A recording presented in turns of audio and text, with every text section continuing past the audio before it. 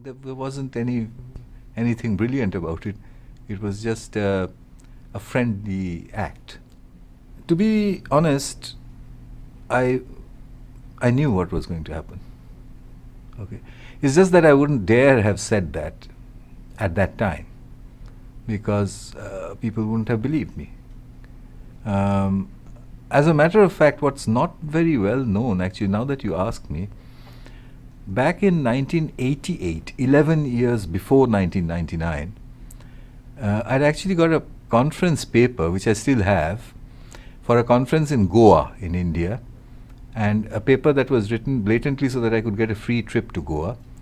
And in that paper, what I had written was that children can learn to use computers by themselves, with no data, with nothing really. I said, I simply said, well, it's not no data. I said, I have watched children, and I know that they can do this, particularly with computers.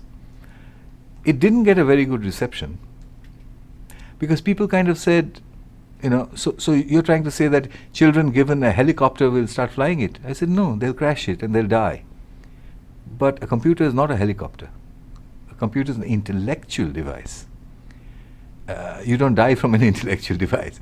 So I think they can learn that with trial and error. That was the origin of Hole in the Wall, which I then got to try 11 years later.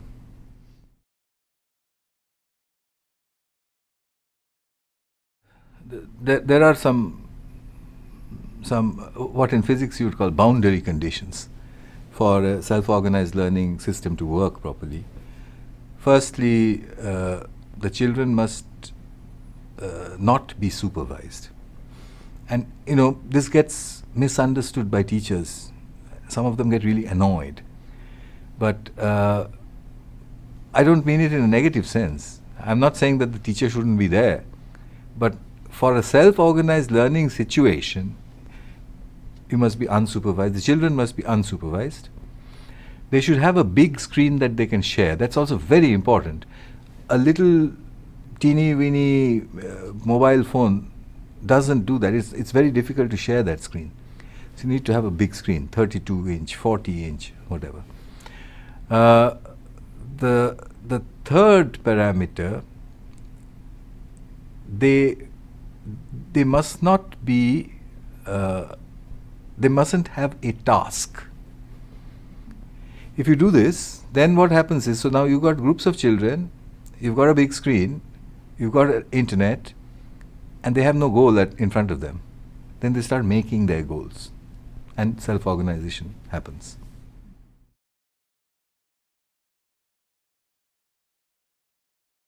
I have nothing against 1:1. A self-organized learning environment does not require 1:1. In fact, may actually be damaged by 1:1, because 1:1 tends to isolate children. But if there is a task you want children to learn to do on a computer individually, then obviously if everybody has a computer, it's easier. But a self-organized learning environment that's examining questions is not helped by a 1:1. And secondly, all the 1:1 computers have little screens, and I just don't like little screens for children. I think children should have big screens. Why? Because they're easy to share, but even more importantly, when you're working on a big screen, you know that anybody passing by can see what's on that screen, and that changes your behavior.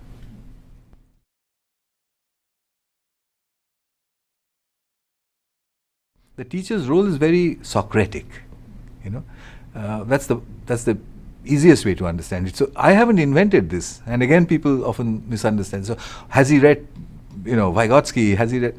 Well, some of it I have, some of it I haven't. But I'm not even claiming that I've invented anything.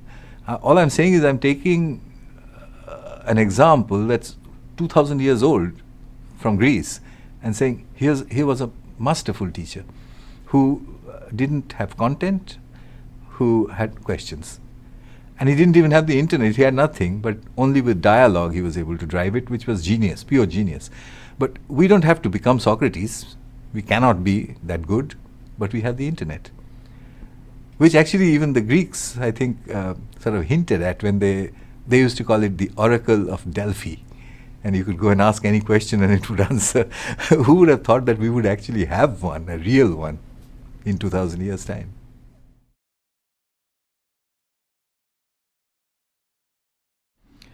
I thought initially that the developing world context would be different, but I've changed my mind now, because I think that this kind of pedagogical change of children researching, or somebody made up a lovely word, they call it a web quest.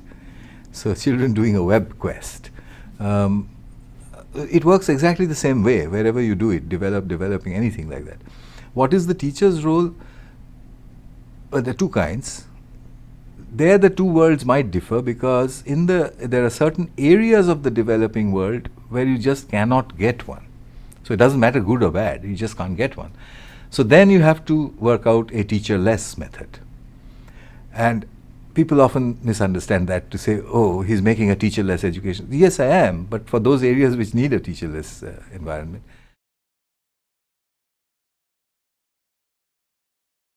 I mean, firstly, this issue of law and order, it's a little overstated. I've done many of these souls. If you set it up right, and if you have the right kind of relationship with your children, you will not have a law and order problem. I use a very simple method. I simply tell the kids, look, we're going to try this self-organized thing. You know there are no rules. You know you can do whatever you like. But you wouldn't want me thrown out of the school, would you? You could if you did certain things. Can you imagine what those things are? And the kids would, yeah, if we really yelled really hard, then Mrs. Steele is going to throw you out of the school. So I said, well, in that case, I don't want to get thrown out of school. So do you mind? So to help you, they'll behave, provided you have the right relationship.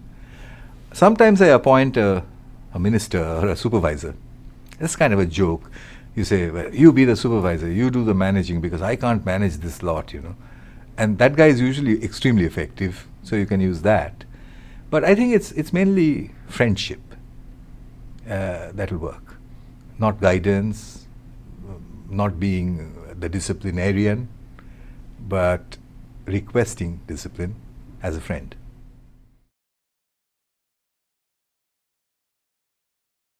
In groups, as I said, in a group they take on different roles. There is the operator, there's the guy who does the advising, there's the guy who takes notes.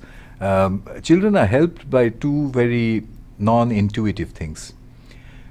If you provide them with absolute nonsensical advice, they laugh, but they enjoy the process. And if you disturb them, sometimes they will concentrate deeper than if you didn't. Very non-intuitive. And so when you see a child kind of going and pinching another child and pushing another child, don't think that the other child is going to suffer.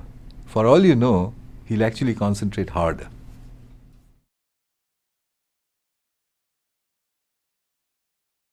My experience with these things are fairly limited. If you take a thing like a MOOC, I do have one complaint. The last word in the C in MOOC is a course. So the underlying assumption is that in order to do some kind of learning, you need some kind of a course.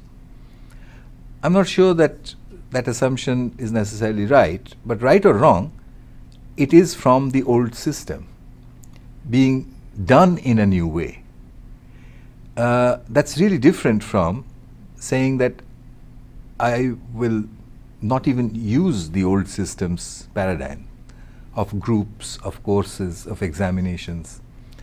I don't know how far a MOOC would satisfy those conditions.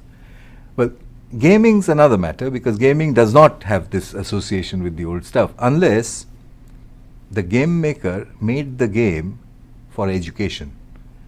I've seen some really terrible ones, where the teaching is so thinly disguised that any child with the slightest brain can detect that, and they don't play it. I've tried many such games put on the screens of hole-in-the-wall computers without any instruction. They get 1 or 2 clicks, and after that nobody touches them. As opposed to a game like, in my time, long time ago, a game called Sim City, which is still around in a new form now. Sim City was wonderfully educative, but I don't think it was created to educate. It was a brilliant simulation of how a city works. And you learn economics, you learn finance, you learn all sorts of things by playing SimCity. 5-year-olds learn all of that.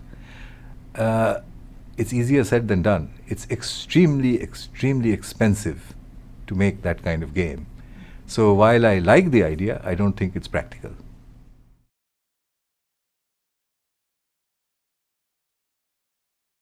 School should be a place where you like to go. That's the first piece of design that we need to keep in mind. It's often not followed. School should be a place where you go with the primary purpose of meeting your friends. In any case, if you ask a child for an honest answer of why he goes to school or what he likes about school, it's that he goes there to meet his friends. Why not make that the primary purpose then? You go there, it's a social space where it's like a club, it's like a cyber cafe, whatever. What should you learn and how should you learn it? Well, what you should learn is determined usually by the government. Okay, the government constitutes bodies and then they make it. We teachers, we don't have too much control over it. I don't mind. I'd like to leave it to an elected government to figure out what it should learn, but not how they should learn it. That I should be able to control as an educator. How should they learn? According to me, if the teacher is a friend, then pedagogy, assessment, and curriculum can all be rolled into one. Okay. We just had a conversation with some of the children, I think they were 6th or 7th graders or whatever. It was a rolling, meandering conversation which went on for about, I think, 20 minutes. In 20 minutes, we covered some really deep aspects of electricity, civics, law, and a whole range of issues around that. Anybody would have said it's not possible to do that in 20 minutes.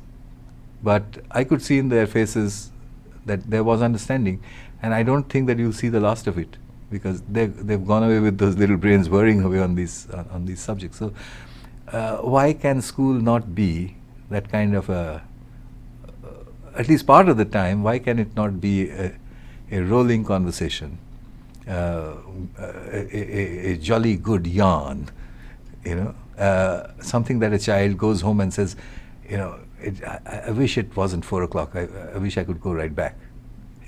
If we can get a child to say that, then we made school the way it should be.